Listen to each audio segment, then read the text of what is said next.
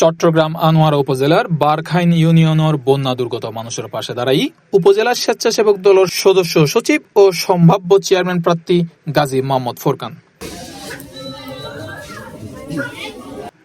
টানা বৃষ্টি ও পাহাড়ি ঢলত পানিবন্দী হাজারো পরিবারের মাঝে খাদ্য সামগ্রী ও নগদ সহায়তা বিতরণ করে।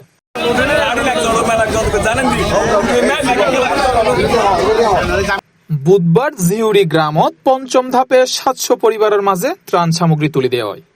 ইউনিয়নে এ পর্যন্ত ইউনিয়নের সব ওয়ার্ডত ২,০০০-এরও বেশি পরিবার পাই এই সহায়তা।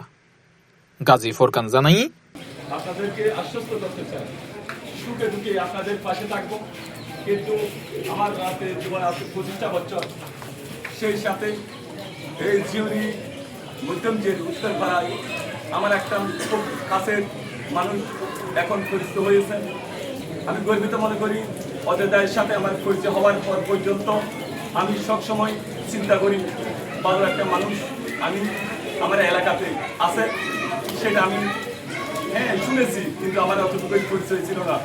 যেদিন থেকে আমার অযোধ্যার সাথে পরিচয় হয়েছে সবসময় মনে করতে আমাদের পশ্চিম জেলাতে আমি আছি, মধ্যম জেলাতে আমার ভাই অযোধ্যায় আছে।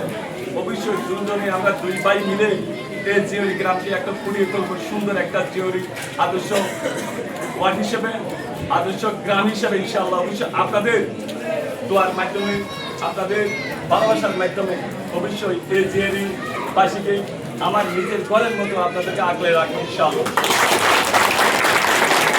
ত্রাণ পাইনি উপকারভোগী অকল সন্তোষ প্রকাশ করে এই উদ্যোগের সময়োপযোগী ও প্রশংসনীয় বলে উল্লেখ করে। C+ TV, Chittagong.